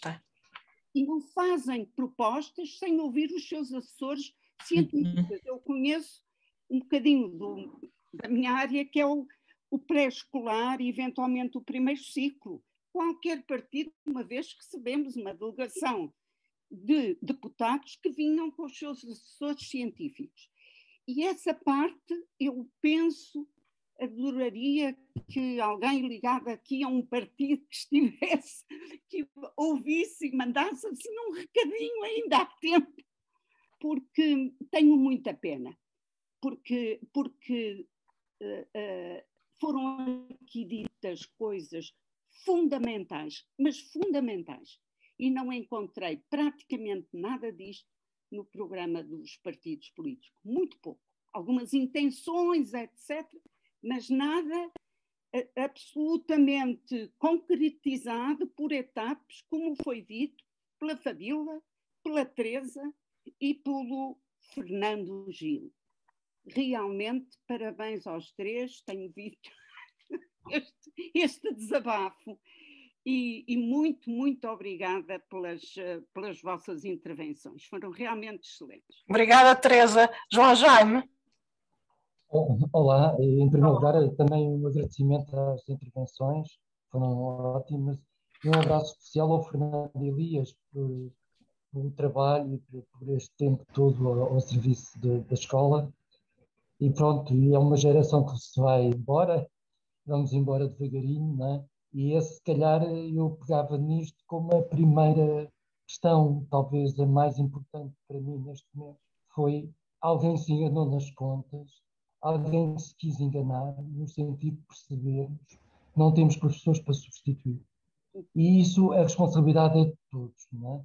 Eu li relativamente ao secretário de Estado, João Costa, eu subscrevo normalmente tudo o que ele escreve, não é? Não tenho nada contra aquilo que ele pensa, acho que deve ser dos mais seguidores da sua teoria, não é? A prática já tenho algumas dificuldades e aí divergimos em algumas questões, porque aquilo que pensa o João Costa é um pensamento correto. Cá está aqui uma sugestão que a Teresa disse agora. Nós tivemos um ministro que teve um assessor técnico, né? Pronto, o João é um pedagogo e um ministro talvez faça justiça de ter sido 6 anos um ministro da Educação que bateu o recorde da democracia, mas se calhar não era o ministro que precisaríamos nestes 6 anos onde é este trabalho. Mas o dia de hoje, são 20 e 48 horas antes das eleições, eu acho que o mais importante era um compromisso nosso, um compromisso de que se queremos uma escola humanista, se queremos uma escola democrática, se queremos cidadania, temos que ter também estruturas que promovam isso. E o Fernando falou da avaliação docente. É muito mau. Teve congelado e fingimos que a coisa acontecia. Este modelo tem que terminar. E, portanto, pelo menos se os resultados forem favoráveis a um determinado grupo, porque a verdade é que a educação não é neutra, por muito que a gente diga que é, não é. Portanto, pelo menos houvesse esses objetivos. Não está nos programas, mas nós temos razões para mostrar. Eu posso dizer que o PAN, que é um partido que não fala praticamente, começou a falar das pessoas há pouco tempo, diz lá que prefere a gestão democrática. Ou seja, nós tínhamos um modelo democrático que as escolas podiam optar por um modelo colegial ou por um modelo unipessoal. É evidente que os líderes são fundamentais, mas não é obrigatório que um líder seja o único a decidir quem é o conceito pedagógico, que os alunos não tenham acesso ao conceito pedagógico, que os pais não possam estar no conceito pedagógico, que as equipas não possam estar. E, portanto, deixemos as escolas, então, com autonomia, escolher o modelo no sentido das suas práticas. Depois, outra questão que é fundamental é a descentralização. É evidente que há uma desvalorização da educação. Por que é que ela não está na campanha? Porque a educação já não conta, a gente já não sabe. O Fernando já não vai ter esse prazer. Mas eu já não tenho ninguém na DGEST para falar. Já não tenho assunto para falar. Na DGE, a DGE devia ser um departamento de pensar a educação. Não há esses departamentos. Perdemos. Tivemos um 10 forte, tivemos um 10 com Domingos Fernandes, com Paula Brandes, com um conjunto de pessoas que enriqueciam, que eram sabedores. E hoje o 10 são pessoas simpaticíssimas, fantásticas, esforçadas, mas não são pensadores da educação. E nesse aspecto, os educadores, os pensadores, têm que ter um papel ativo na informação a dar aos políticos. Não é? São eles que estão no terreno, devem ser ouvidos. E por isso, nós só conseguimos passar as nossas mensagens se nos ouvirem, se os pais nos ouvirem, se os alunos nos ouvirem. E por isso, estou convencido que eu não sou um extremista, não é? Que eu não sou extremista por dizer que o acesso ao ensino superior tem que ser alterado, porque nós estamos com alunos com ansiedades, saem das aulas, há miúdos que saem constantemente das aulas e com outros amigos a acompanhar. O gabinete de psicologia está cheio e nós fingimos que não está a acontecer nada. É evidente que eu sou de uma escola secundária e a questão da escola secundária tem esse peso maior na adolescência.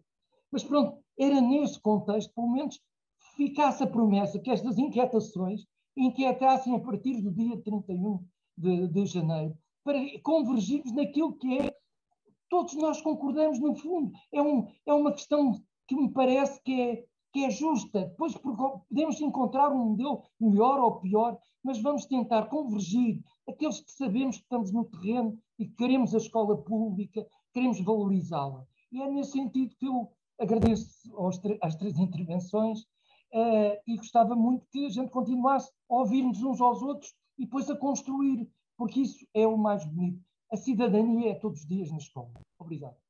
Muito obrigada. Eu vou passar agora a fazer uma roda pelos... vou perguntar às pessoas que intervieram ao princípio se querem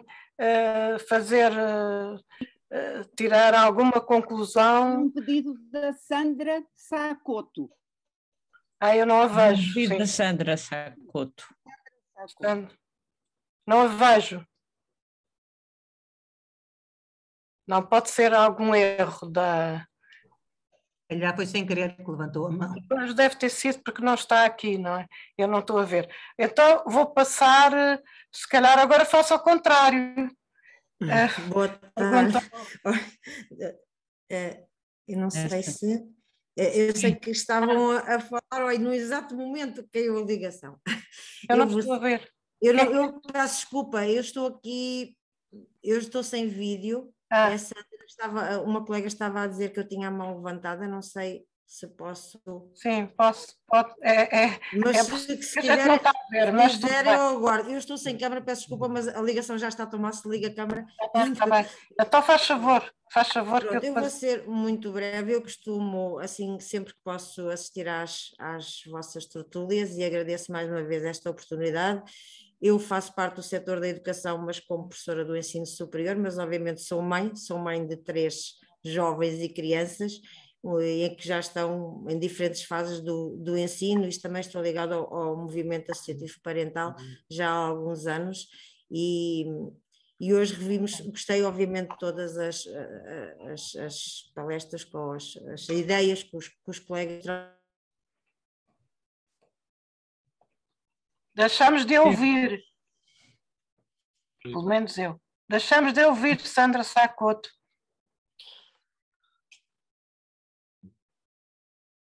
Não, perdemos-la. Então, eu se calhar vou pedir à Fabíola, vou ao contrário, talvez, se quer intervir. Fabíola, já não a vejo. Já estou a ver, já. Fabíola, quer intervir? Sim. Num balanço final curto. Sim. Já estamos muito em cima da nossa hora, mas acho que era importante. Se, entretanto, a Sandra Sacoto reaparecer, a gente dá-lhe a palavra. Pronto. Faz favor, Fabíola. Aqui a colega Maria de Rosário colocou uma pergunta muito importante. Como é que se muda e porque mudar para quê se estamos bem? De facto, é uma pergunta que eu ouvi muitas vezes. E eu acho que é muito importante que as pessoas sintam a necessidade da mudança e que construam em conjunto essa necessidade e esses caminhos da mudança, com partilha, com reflexão, com ação. E às vezes há algo extremamente importante e fácil de fazer e que muitas vezes não é feito e que às vezes leva a sentir a necessidade da mudança, que é ouvir os alunos. Por exemplo, aqui na região, muitas escolas querem ouvir os pais, envolver os pais e envolver os pais. E nós apelávamos sempre a que ouvissem os alunos e envolvessem os alunos. Querem envolver os pais não vêm às reuniões. E depois queixam-se, tive uma reunião, só vieram 5 ou 6. Mas então, e ouvir os alunos? Não ouvimos. Mas porquê? Eles estão cá todos os dias. Hoje são os alunos. E às vezes é quando os professores, seja a legislando, mas mesmo o professor de matemática, de inglês, de geografia, de história, quando o professor se senta com os alunos, fecha os manuais e pergunta o que é que está bem, o que é que podemos melhorar, como é que vocês aprendem melhor, esse diálogo de cada professor com os seus alunos recolhe informações fundamentais para eu sentir necessidade de mudar práticas. Eu tive imensos alunos a dizerem quando íamos às escolas e ouvíamos vários alunos, a perguntar, então gostas das aulas, não são chatas, porquê? E a resposta era quase sempre a mesma, porque os professores falam. E, portanto, quando os alunos dizem aos seus professores que estão cansados, porque ouvem os professores a falar 90 minutos, ou porque põem um PowerPoint e acham que é uma grande novidade, mas falam com o PowerPoint durante 90 minutos, acho que isso é que os interpela. Quando é o seu aluno a dizer, professores, estamos um pouco cansados, as aulas são sempre monótonas, nunca trabalhamos em grupo, nunca investigamos, nós em História fazemos trabalhos em grupo e gostamos tanto, porque é que também não fazemos em Geografia ou em Físico-Química? Ouvir os alunos. E às vezes é essa interpelação que nos falta para sentir a necessidade de dar a volta. E quando sentirmos essa necessidade, fazê-lo em conjunto, fazê-lo com o colega do lado, seja da mesma disciplina ou de outra, aproveitar aqueles que estão com vontade de fazer alguma coisa, porque depois é esse núcleo que pode ser muito pequenino, mas que vai fortalecendo e que vai contagiando os outros. E uma coisa que a Ana Maria diz muito, que eu aprendi muito com ela, celebrar as vitórias. Celebrar as conquistas. As lideranças têm que colocar aqueles que fazem coisas boas, coisas diferentes, coisas que levam os alunos a aprender mais e a ter mais sucesso, têm que dar palco a esses colegas, dar-lhes apoio, dar-lhes a coragem de dizer aos outros o que é que dizem. Há tanta gente com low profile nas nossas escolas que não diz o que faz e que faz maravilhas. Que os alunos adoram as aulas, aprendem imenso, mas se calhar o colega do lado não sabe as estratégias que aquele colega faz na sua disciplina. Portanto, estejam atentos, ouçam os alunos, estejam atentos às pequenas mudanças, contagiem-se uns aos outros, apoiem-se e celebrem, deem palco àqueles que de facto fazem a diferença. Acho que é muito importante. Houve aqui um colega que disse: nós estamos quase todos de acordo em relação às mudanças que é necessário fazer. Eu infelizmente não tenho esse otimismo. Nós aqui podemos ter, até muitos professores podem ter, mas também há muitos professores que não têm. E há muitos professores que ouvir falar de menos exames ou de exames separados do acesso ao ensino superior é visto como facilitismo. E então a opinião pública é uma coisa, não é? Menos exames é logo facilitismo. E isso é uma coisa que eu acho que limita muito a decisão política. Tem que haver mais coragem política para fazer o que é certo e não para dar resposta àquilo que a opinião pública pensa. Da minha experiência, eu sei que muitas vezes nesses cargos nós fazemos muitas vezes aquilo que não queremos e nem sempre queremos aquilo que fazemos. E isso é muito difícil, porque há muitas condicionantes, mas é preciso que haja, por exemplo, as associações dos diretores, as associações de professores, é preciso que haja pressão de quem de facto conhece a escola e conhece a educação em cima dos decisores políticos para que essas mudanças ocorram, porque de outra maneira o contágio da opinião pública é enorme e não vamos lá. E um grande abraço ao colega Fernando Elias. Tudo de bom para si e gostei de todo da intervenção também da Teresa Moreira, concordo com muito do que ela disse sobre o ensino secundário, mas o colega Fernando Elias, dadas as circunstâncias, um grande abraço, muitas felicidades e parabéns, foi de facto inspirador aquilo que demonstrou ser feito da sua carreira e que eu tenho acompanhado já de alguns anos aquilo que tem feito.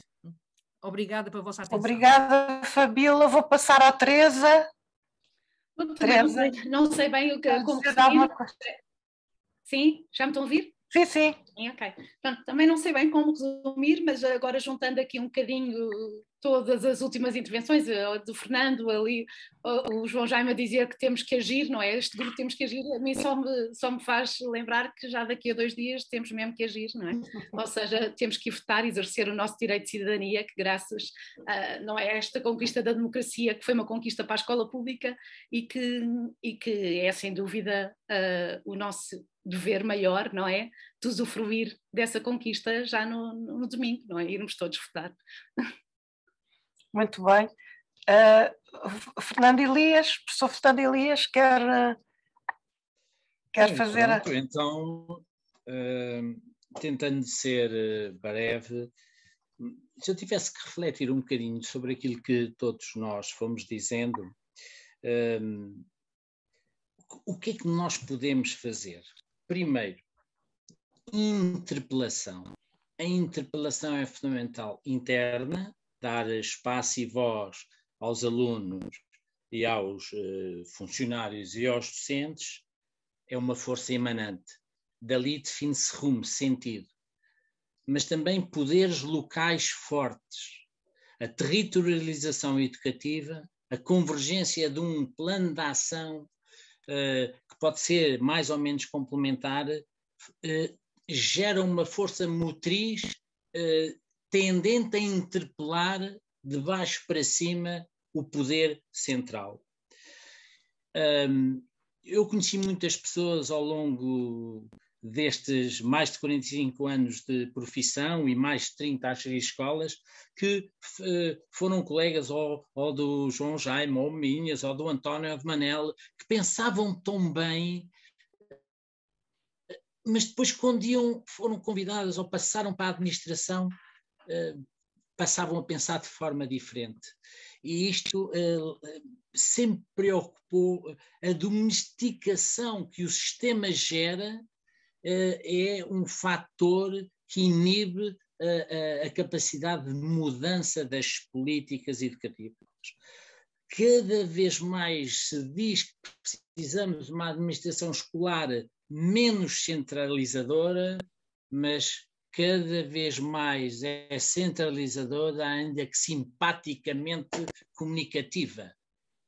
Centraliza e exige aspectos que são pouco úteis à vida das escolas. Isso tem que ser repensado, sob pena de aniquilar a interpelação e a emanação interna das escolas.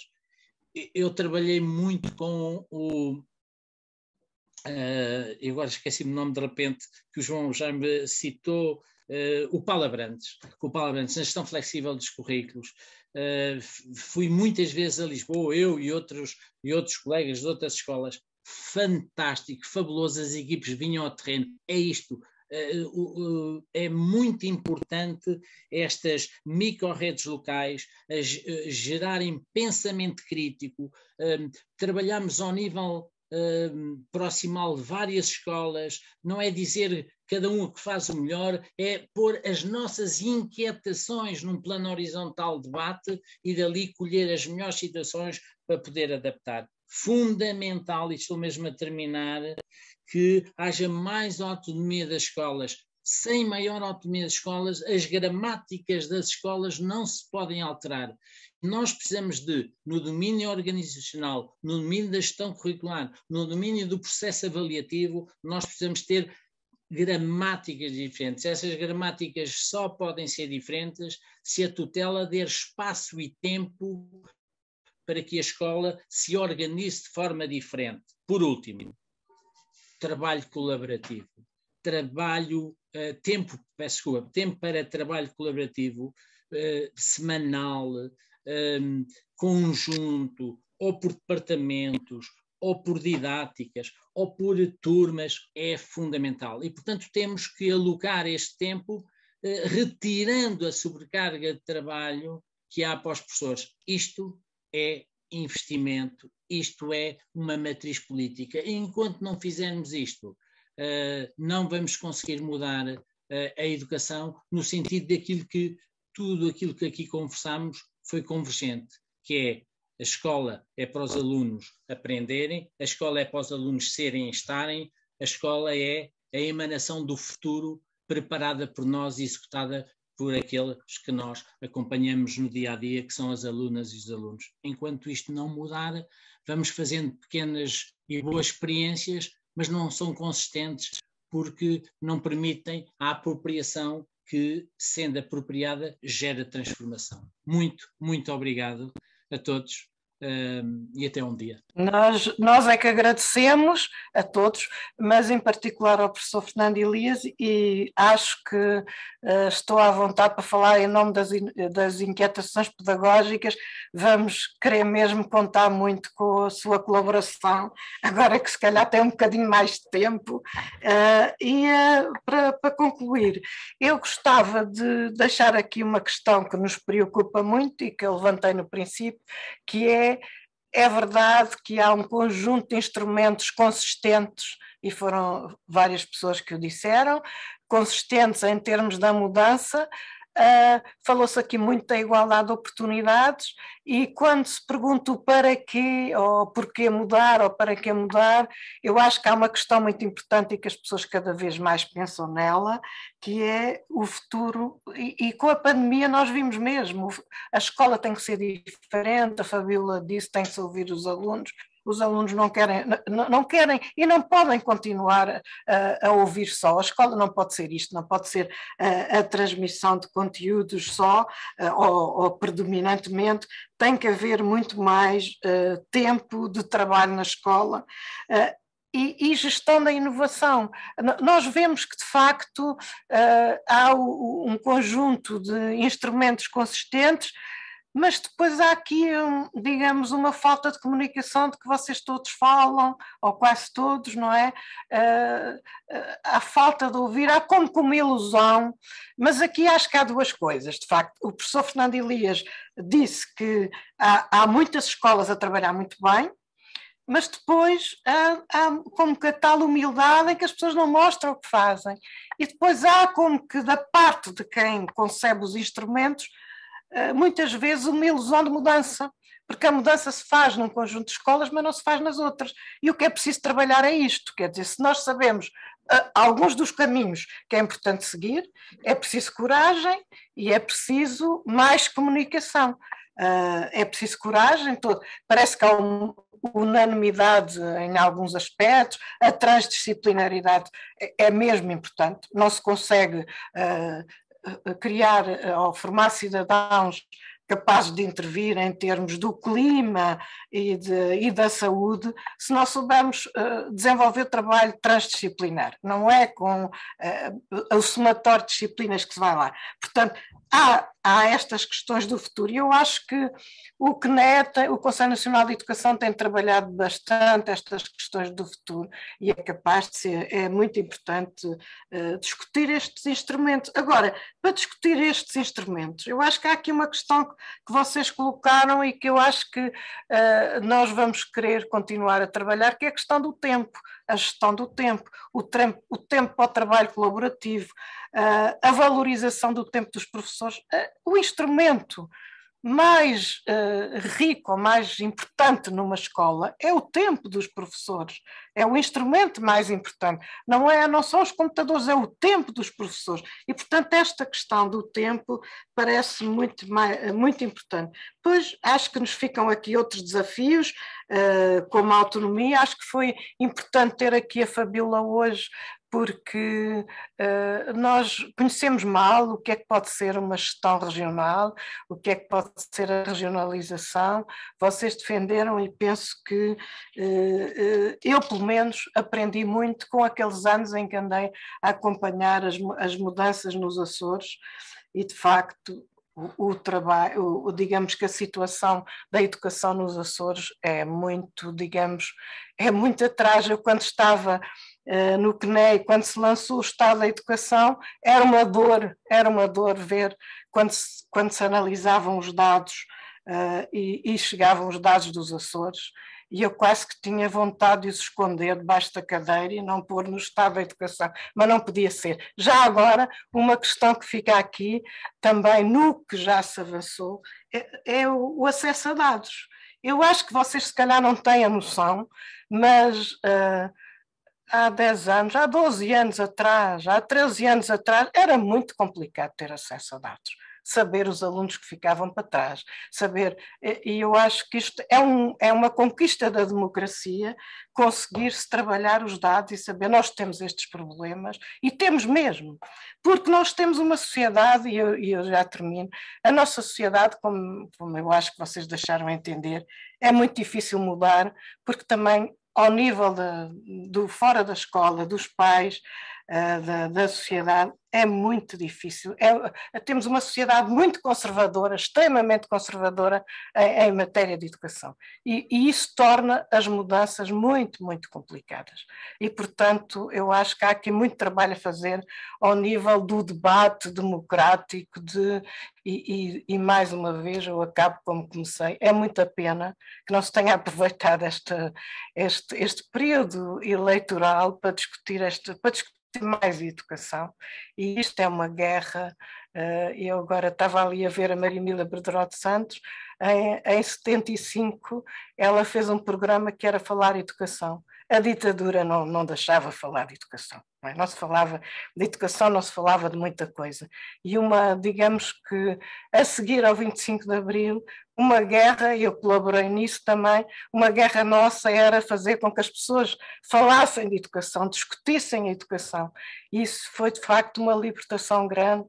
E foi pena que este tempo não se aproveitasse, mas eu acabo agradecendo muito agradecendo muito a todos os que colaboraram nisto, porque acho que foi um bom espaço de falar educação e de assentar aqui alguns temas que para as inquietações pedagógicas vão ser importantes sugestões.